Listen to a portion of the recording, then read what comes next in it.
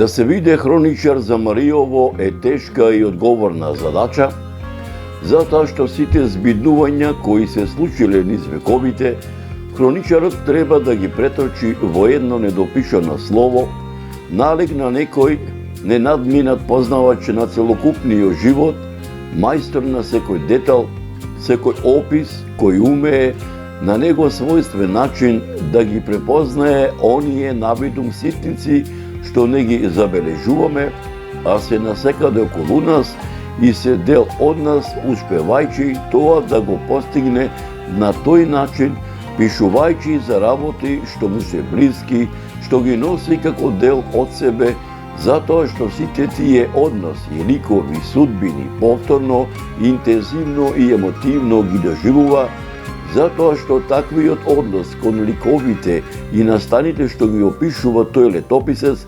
успева да му ги доближи до обичниот човек, затоа што обичниот човек на неговите летописи не е пасивен наблюдувач, туку активен учесник во тие настани. Мариово е оаза на цивилизацијата, оаза на културното наследство на Македонија, а богатите културно-историски, архитектонски, археолошки и етнолошки вредности на регионов, со нивната зачуваност, разновидност и интегралност му дава посебност, единственост, репрезентативност, автентичност. Едно од тие села е и некогашното Мариовско село, селото Мелница.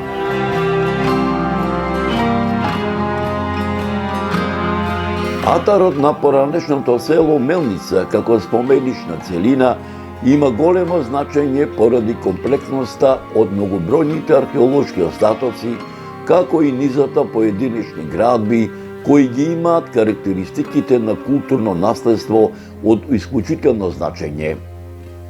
Како едно од најстарите човекови населени простори, тоа представува архитектонско и уметничко достигнување и ризница на архитектонски, археолошки, материјални и нематеријални вредности.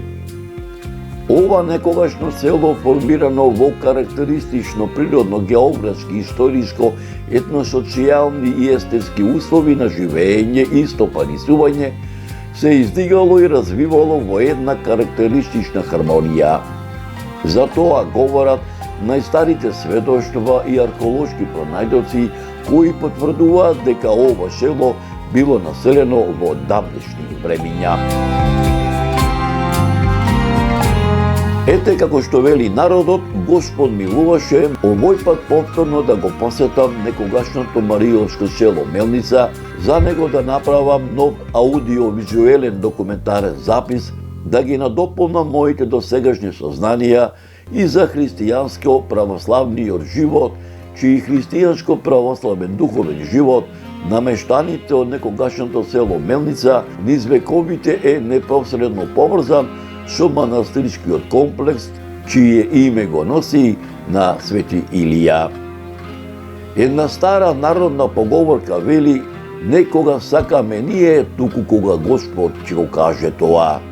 И навистина така и бидна.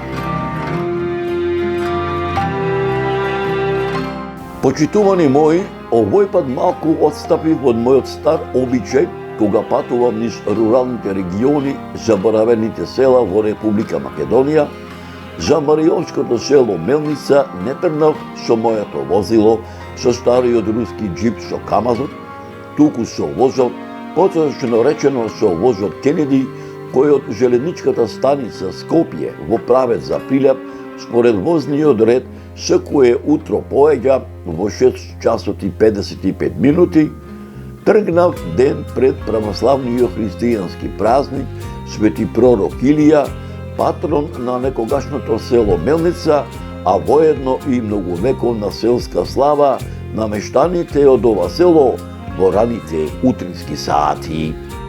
Почитувани мои, можеби се прашувате зошто во некогашното село Мелница пристигнав ден пред празникот Свети пророк Илија. Имав две добри причини.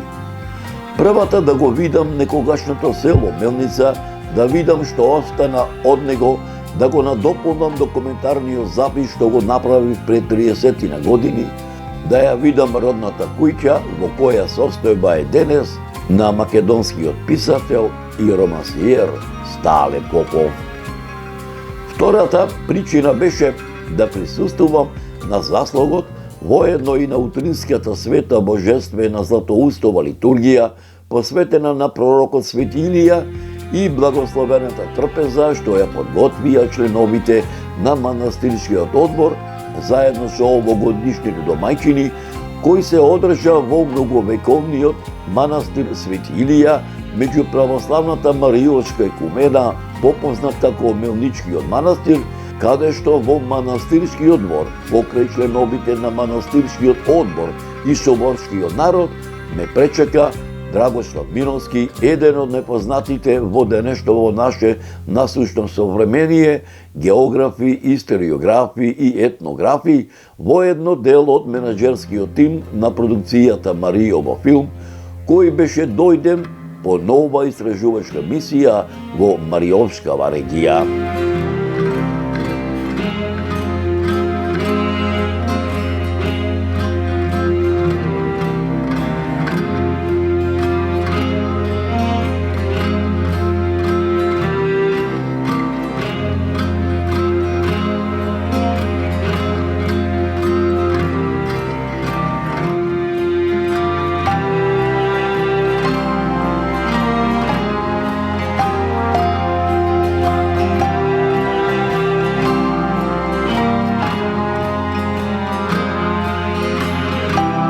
Се наоѓам овдека во непосредна близина на родната куќа на Стале Попов. Овдека таа родна куќа на Стале Попов се наоѓа во поранешното село Мелница. Еве овдека дека стварно постои и ден денеска куќата на Стале Попов е овој напис на овој сврчањен знак каде што пишува родна куќа на Стале Попов, а ќе се обидам во овие трњи и капени да ја пронајдам. Иначе тука некаде се наоѓа едно 30 на 40 метра. Пред едно 10 на 15 години наминав, беше цела, а да видам како изгледа денеска.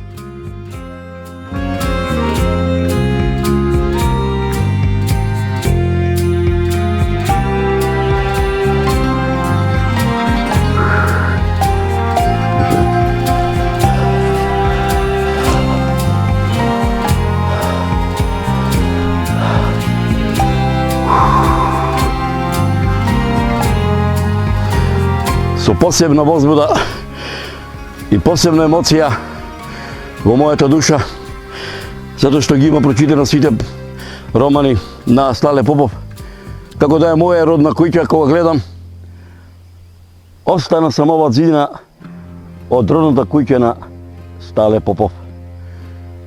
Ќе влезам во куќата, ако ништо повеќе ќе се обидам да се поткачам на овие камења, да седнам и да не само да што ќе ги вратам спомените, туку да видам стварно што остана од ова куќа, родна куќа на Стале Попов.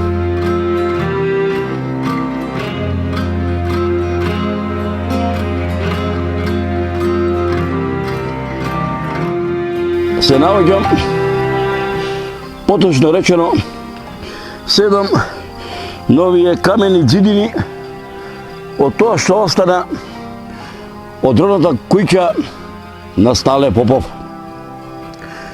Ова што остана од Стале Попов е родната куќа и неодамна имаше тука една плоча каде што пишуваше родната куќа на Стале Попов. Стале Попов е починал во 1952 година.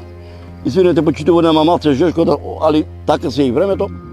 Како што напомнав, 1952 година, од тогаш има поминато точно 78 години. Никој ни дојде, ни се заинтересира овој прв романописец во современа Македонија, за да се погрижи за ова негово родно место, затоа што овој објект е под заштита на државата. Можам со право да кажам дека Стале Попов е роден во селово Мелница. Од село Мелница останаа само два објекти. Едниот е овие зидини од родната куќа на Стале Попов, а другиот е манастир Свети Илија.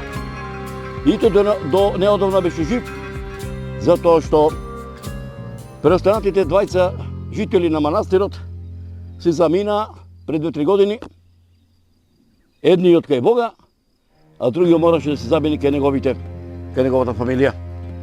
Како што напомнав дека од селото Мелница и од родната куќа на Стале Попов остана само овие зидини, а пак нема да оди долго време, за 1-2-3 години, како што е судбината на Маријово, ќе биде сето камен на камен покриено од овие папраци, од овие трњи и капини. Само по некое дапче, со некој дап, така речено, ќе израсте или некоја јаварова пиданка или јасикова, за да означува дека овдека е роден Стале Попов. А што е најбитно, Стале Попов првите своји пишани литерални дела ги има почнато овде, во Мелница, овде во Маријово, овде подоцна се преселува неговиот татко во Витолиште. Тоа е романот Опасна печалба, Шачир војвода, Калеш Анџа, Толе Паша. Тука се и приказните, напишени од него, посветени на итроманецот Итар Пео, и сето негово ова дело литерарно е собрано во 5 тома. Ке напомнам дека во овие македонски, односно маријовски митови, легенди спаѓа и Стале Попов, а за самиот мит, за самата легенда на Стале Попов, пред се на Маријовецот Стале Попов, кој што пред 90 години во селото Старавина бил тамо скоро точно 3 месеци. На неодамна живиот Петре Чурукот имаше 92 години, кога бе пред 7-8 години да снима во Старавина, ми е раскажа приказната следна. Неговиот прадедо се викал исто Петре Чурукот, а таму Стале Попов бил 3 месеци и историската повест за Калеш Анџа му е раскажувал деноноќно, а Стале Попов ова речи го ја напишал, а кога ја завршил, Стале Попов бил на служба во Белград и тогашниот регент Александар Караѓорđević, а потоа крал на кралството на Југославија, лично, така да се изразам народски, со српски кралски указ, му дозволил да го напише неговото автобиографско дело Крпен живот, кој што неговиот роман Крпен живот скоро 2 години го чувал во фиока славниот, под навод кажано според мене, романописец, за да биде под народ кажано прв романописец Славко Јаневски. Меѓутоа едно би рекол: писателите и поетите не се бројат по напишаните дела. Писателите и поетите се сметаат по оние колку ќе му бидат делата прочитани. Но секој писател нема, овај се заборава само тогаш кога ќе се заборави од споменот на не само читателите, од сите современици за век и веков. Почитувани мои, времето беше летно, небото над Мелница ведро, погодно окото на камерата на снимателот на продукцијата Маријово филм, а воедно и дел од менаџерскиот тим Виктор Костевски да го опфати секој детал на родната куќа во која состојба е денес на македонскиот писател и романсиер Стале Попов.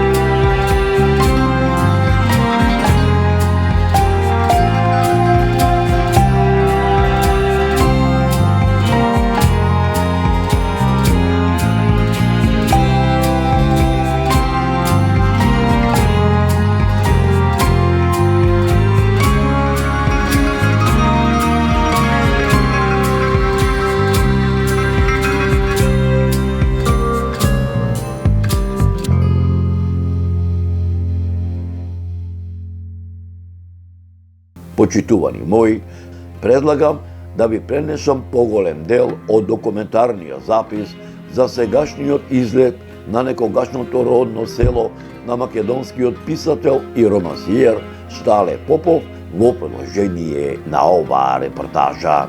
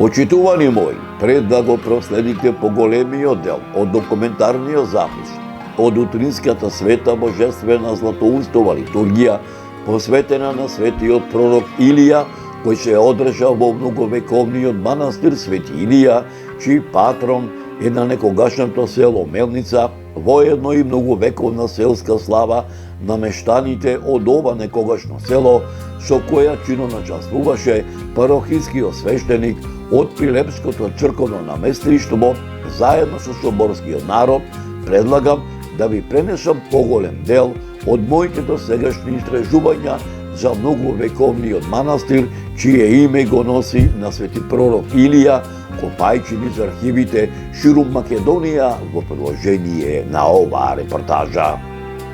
Манастирскиот комплекс е составен од главната манастирска црква, конат, трпезарија, како и други помошни објекти.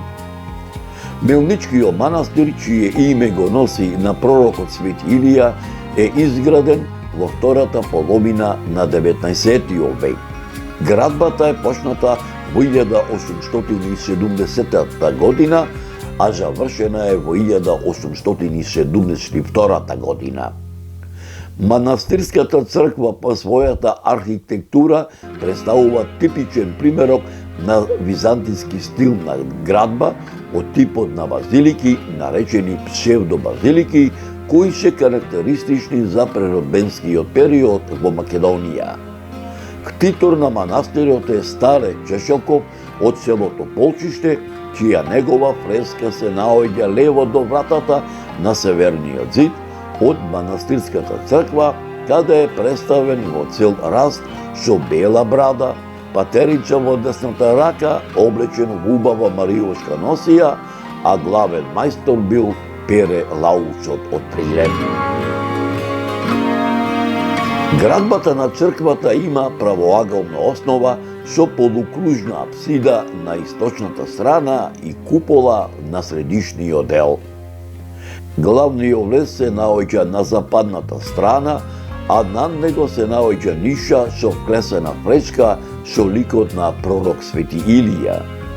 Фрешко живописот датира од 1881 година, а го изработила зоографската тајфа на Аврам Дичо, потомок на уште попознатиот зоограф Дичо Зограф од селото Тресанче.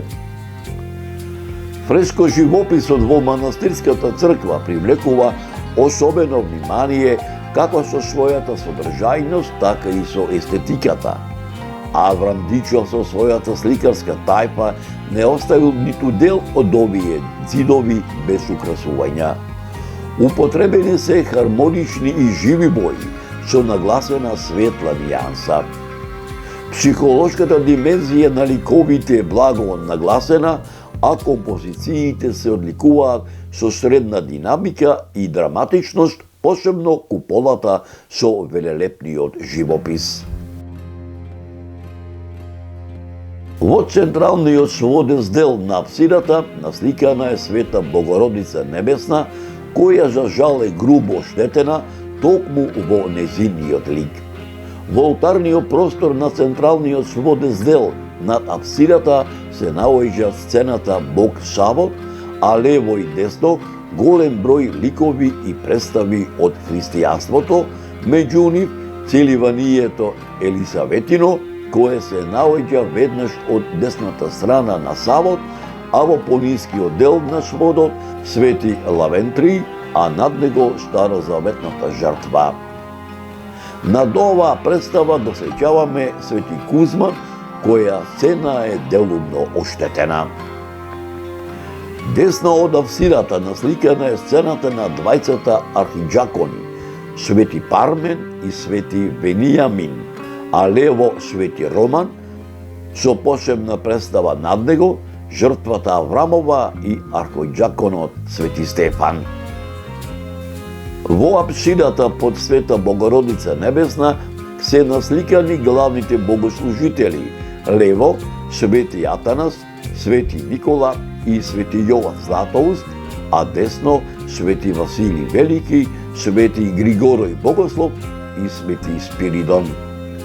Ликовите на овие богослужители, како и облеките во кои се представени, оставаат силен печаток. Во големата купола насликана е велелепна живописна раскошна сцена со Исус Христос Вседржител, каде што околу него се распоредени архангели, серафими, сцени со Светиот Дух и сцена со положеното тело на Исус Христос. Во средното поле, каде се наоѓаат прозорците на куполата, а на зидните површини насликани се повеќе светители, а во најдолното поле од куполата насликана е сцената Распетието Христово и симнувањето од крстот. На двата ѕида, северниот и јужниот, се направени по две големи арки, во чии површини се насликани голем број ликови на светци и композиции. На северниот ѕид, од западната страна, е насликан ктиторот Стале Јованов Чешелков со надпис «Настојател дедо Стале Јованов Чешелков од селото Полчиште». Во негова близина стои подлог напис за живопишувањето на црквата. Написот приближно изгледа вака: во слава на светите едносушни, животворни и неразделни Троица, Отецот, Синот и Светиот Дух, со повелба во време на царствујушниот наш цар Султан Амид. Овде во село Мелница се живописа, се исписа овој манастир на светиот и славен пророк Илија, тезитванитот со заложба на православните христијани од околните села во спомен на трудолюбивите настојатели и замене дедо Стале Јованов Чешелков од село Полчиште. Со сета народна и општа помош, еже поплоти Господа и Бога Спаса нашего Исуса Христа 1881 из руки Аврам Дичов Зограф Дебарскога, оружје село Тресонче, маја 27 Божига. Веднаш до написот десно на столбот од арката е насликан Свети Архангел Гаврил, а во самата арка во долниот ред следат Свети Георги Новомаченик од Јанина, Свети Агапии, Свети Меркурий, Свети Тодор Тирон и крајно десно Свети Великомаченик Георгий. Во повисокото поле во арката ги среќаваме Свети Прокопи, Христовото крштение и уште еден светец, а на највисокиот полукружен дел од арката го среќаваме Светоносието Христово цветници. На јужниот зид, трнувајќиот иконостасот во голема арка, во полето во основата се представени Свети Димитрија на конј, Свети Јахо Персијанецот, па следи владичкиот трон што представа на Исус Христос, велики архиреј, Света Мина и Свети Никита. Во следното поле погоре од двете страни се представени Свети Нестор и Свети Пантелемон, а во средината меѓу двата прозорци има представа на Христовото раѓање. На полукружната површина на највисокиот дел од површината на арката има представа на преображението Христово. Целата површина на арката, како и самиот свод и површините на прозорците, се комплетно украсени со разновидна орнаментика, со живи и светли бои, кои на целата композиција и даваат исклучителна свежина и раскош. Сводестата површина е украсена со флорални мотиви и 5 розети со жолти листови на црвена подлога, додека прозорците имаат по 2 големи розети при основата и при врвот, како и по 4 помали розети, по 2 на секоја страна, сите со сини липчиња на бела подлога. На самиот централен сводест дел на прозорците е насликан крст. Всушност, целата внатрешност на црквата била насликана со рајска орнаментика и разновидни христијански представи. На крајниот западен дел од јужниот зид го среќаваме Свети Игнатиј Богоносец со 2 лава, а десно од него Свети Харалампие со чумата врзана од него. Како композиција особено внимание привлекува представата на второто пришествие Христово на западниот зид. Композицијата Страшниот суд е представена во голема арка која е оформена преку целата површина на зидот. Во основата на композицијата од десната страна се појавува големата глава на Таратар со отворена челуст, во која најпрво е исправен сатаната, а нагоре по средината на површината на арката се извива змија, чија глава досига до повисокиот дел на арката, каде е представен Адам, што го символизира првиот грев на човештвото, а надолу се распоредени голем број видови гревови, како и казните кои им следуваат на грешниците. При самиот врв, 2 ангели со труби го најавуваат големиот настан, поврзан со второто Христово доаѓање.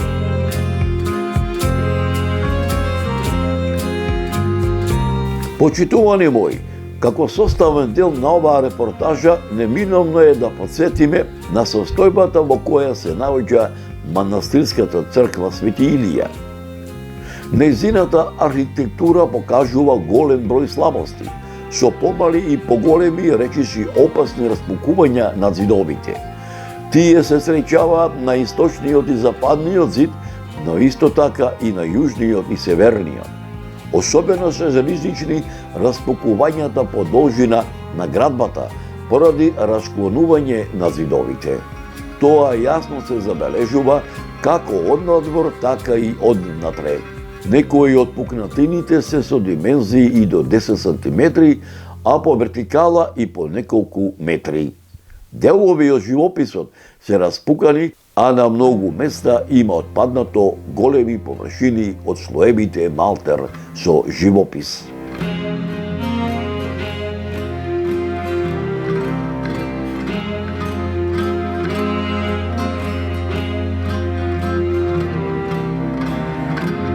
Почитувани мои, пред да го проследите поголемиот дел од документарниот запис од утринската света богослужена Златоустова литургија, посветена на светиот пророк Свети Илија, кој се одржал во многовековниот манастир Свети Илија, чиј патрон е на некогашното село Мелница, воедно и многовековна селска слава на мештаните од ова некогашно село, со која чино начествуваше парохискиот свештеник од Прилепското црковно наместништво, заедно со соборскиот народ, предлагам да ви пренесам поголем дел од повеќе годишната истражувачка мисија Ширум Маријово за православно-христијанскиот живот на маријовци низ вековите, копајќи низ архивите Ширум Македонија, професорот Драгослав Миновски, еден од непознатите во денешново наше насушно современие, географи, историографи и етнографи,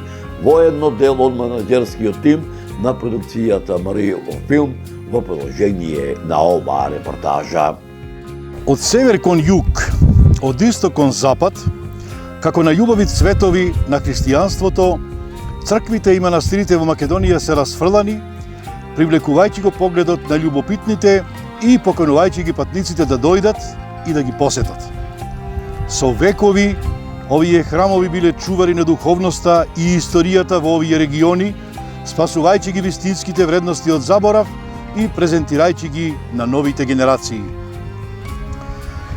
Без разлика дали станува збор за древните средновековни манастири со кои Македонија со право се гордее пред светот, или пак за поновите цркви што добротворите низ целата земја ги оставиле за идните генерации, во нив секогаш се чувствува истиот мир. На нивните ѕидови, на љубезните лица на светците, во очите на Христос и нежната насмевка на Дева Марија, минатото оживува, а тајната на вечноста се шепоти на иднината и на сите што се подготвени да ја слушаат. Секој што се осмелува да се впушти во патување за запознавање и посета на свети места низ цела Македонија, всушност се впушта во патување за откривање на сопствената духовност, на самопознание и мирот што е толку неопходен за современиот човек. Денес, со гордост можеме да ги поведеме сите патници, и странски туристи, и домашни љубопитници, на патување низ Македонија и да ја откриеме убавината на црквите и манастирите низ целата наша земја. И со целото богатство и приказни скриени таму, секоја минута од оваа одисеја ќе биде запаметена од нив за секогаш. И денешново наше собирање овде, всушност, е за одбележување на едно траење и за еден духовен континуитет кој самиот за себе многу кажува, а уште повеќе сведочи не само за минатото, туку и за сегашноста и за иднината. И денешново чествување, како и многуте други одбележувања, најмногу го потврдуваат нашето охристовено битисување, како и нашата црковна вистина и нашето црковно право на самобитност и автокефален живот. Настанов, што не собра, е еден од аргументираните начини како најдобро да го представиме нашето милениумско траење преку наследството посветено на Бога и на неговата вистина, како и за љубовта кон него меѓу православниот народ во Македонија, а во исто време и да го посведочиме нашиот духовен раст, изразен низ сакралното творештво, нашето највредно и најтрајно богатство низ вековите до ден денес. Овие наши православни светилишта се живи споменици, а не само некакви експонати, некакви предмети со културолошка и со духовна важност. Велам живи, зашто најмногу преку нив и со нив се изразувале оддаденоста и животот посветени на Бога. Впрочем, пред нас се дела оформени и создавани преку и за верата, молитвата, богослужението, љубовта, надежта, копнежот, трпението, покајанието. Ова се дела од кои извирала постојана надеж во времињата преполни со невремиња и со најразлични искушенија. Затоа толку и траат и се живи до ден денес. И не поради квалитетот на нивната материја, зашто има многу дела кои достигнале старост поради добрите материјални аспекти, но немаат живост, не се живи. А делата што се пред нас се создадени за и ден денес да бидат истото што биле некогаш. А ние, како наследници на тие нашите боголюбиви предци, творци на вредности, што еве траат и во нашево денешно време, покрај тоа што треба да сме им благодарни, Потребно е да покажеме и доволна грижа и љубов, за да може создаденото од нив да дочека нови поклоници и да доживее средби и со идните наши поколенија. Очигледно е временското растојание од нивното до нашево време, но тие и денес, веруваме и утре, како и до вчера, ќе имаат истата мисија и ќе продолжат да упатуваат кон истата цел за која биле и наменети, да ја истакнуваат религиозната зрелост, а во исто време духовно и морално да воздигнуваат и да насочуваат кон причинителот за кого и се создавани, за Бога и за неговите светии. Па, минатото и сето она што некогаш е создавано, се темелот и на сегашноста и се залог за иднината. Затоа, овде представеното нам ни е блиско, како и на оние пред нас, и такво ќе им биде, веруваме, и на оние по нас. Впрочем, и ние, современите христијани, треба да бидеме такви, да создаваме вредности, што ќе се продолжеток на минатите славни времиња, но и такви кои што ќе не надживеат.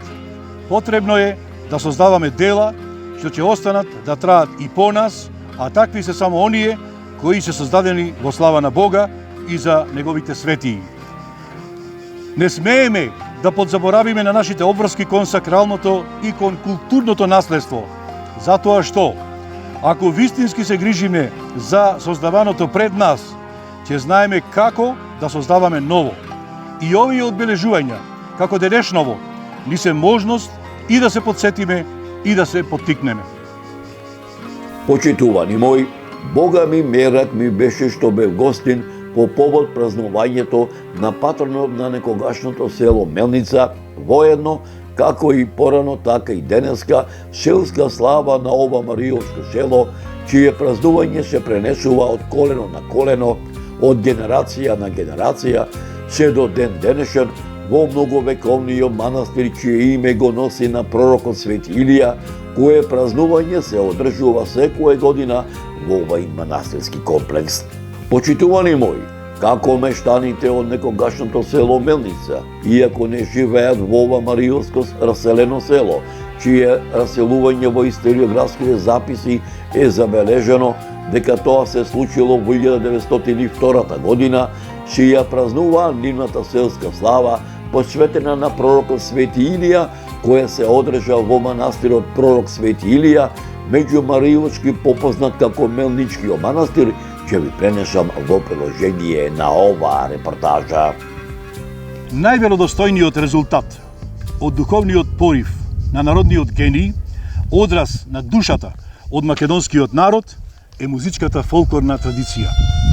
Таа е нераскидлив дел од духовноста, традиција која е творечки континуитет, врска меѓу исконот и сегашноста. Музичката фолклорна традиција е олицетворена во игрите, ората и македонските народни песни и илјадници на број, испеани многу одамна. Но и покрај тоа, таа не е само архаичен духовен продукт или некаков антиквитет со музејска вредност, туку пренесувана од колена на колена, се негува кај народот и ден денес. Таа е директниот линк со минатото на македонскиот народ.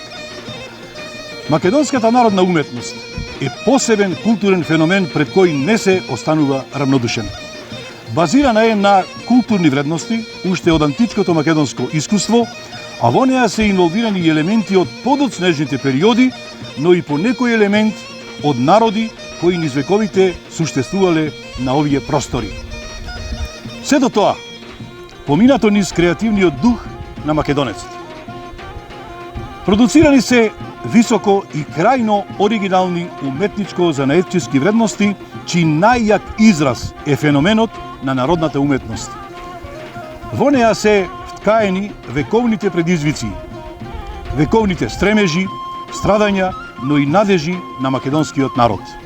Во такви констелации, богатство на форми и изразни средства, тие и не се ништо друго, туку емотивна и уметничка реакција на бурните културни и историски процеси низ кои минувал македонецот во изминатите милениуми. Македонија, иако релативно мала земја, е со изразито богата традиција.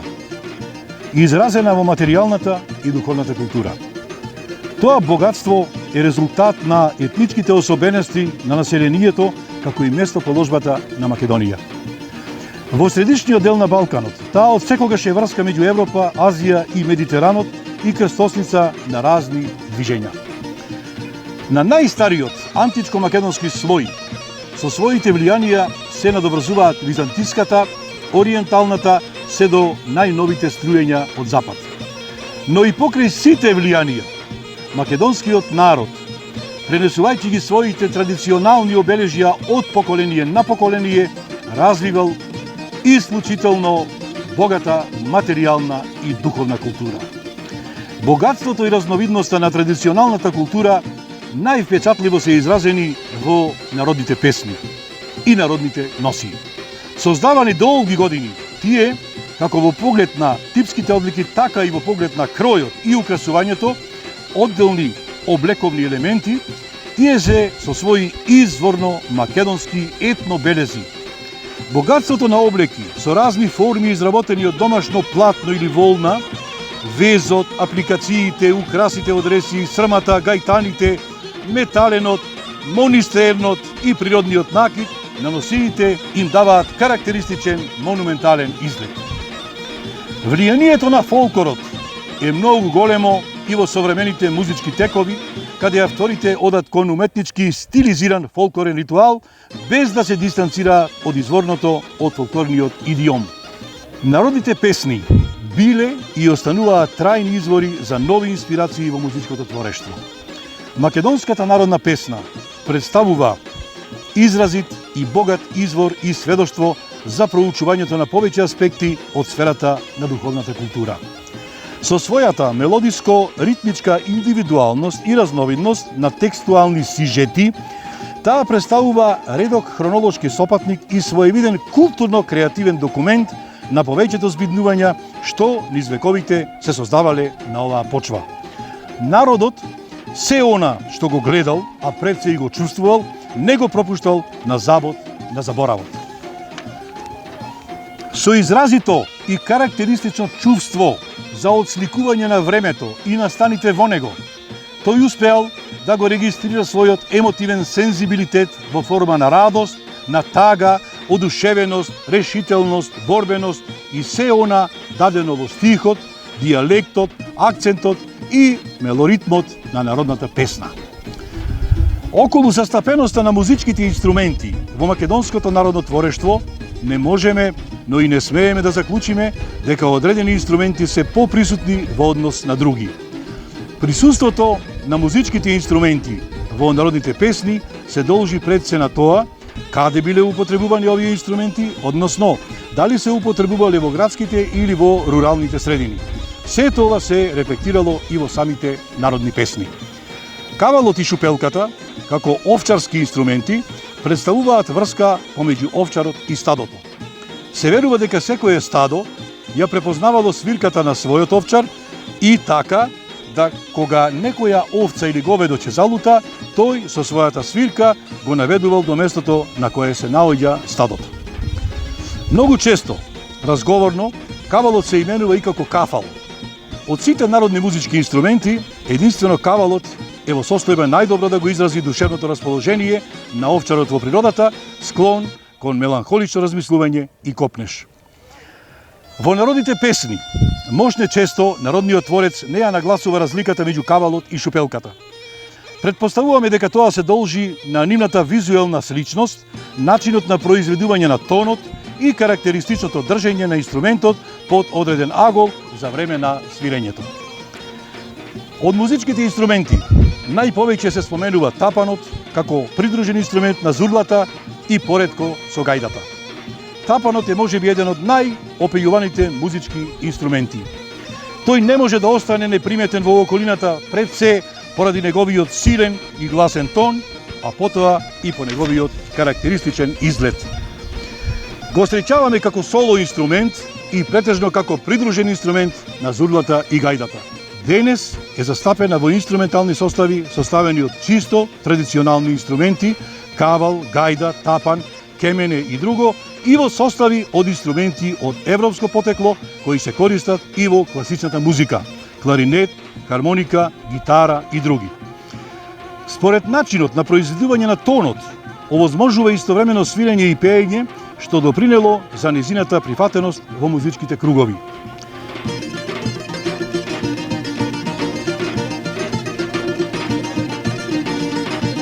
Почитувани мои, не ми се напушташе некогашното Мариовско село Мелница, иако се уште во мене гореше желбата и натаму да бидам дел од ова многовековно православно христијанско празнување, но морав да се заминам затоа што ме чекаат моите мариовци да ги посетам, да се видам со нив, за да ми ги дораскажат недораскажаните приказни што нив им ги раскажувале нивните дедовци и баби за историското битисување не само на нивните родни места, туку за сето Мариово, а сето тоа да биде преточено во нови документарни репортажи, да не останат покриени од правта на заборавот.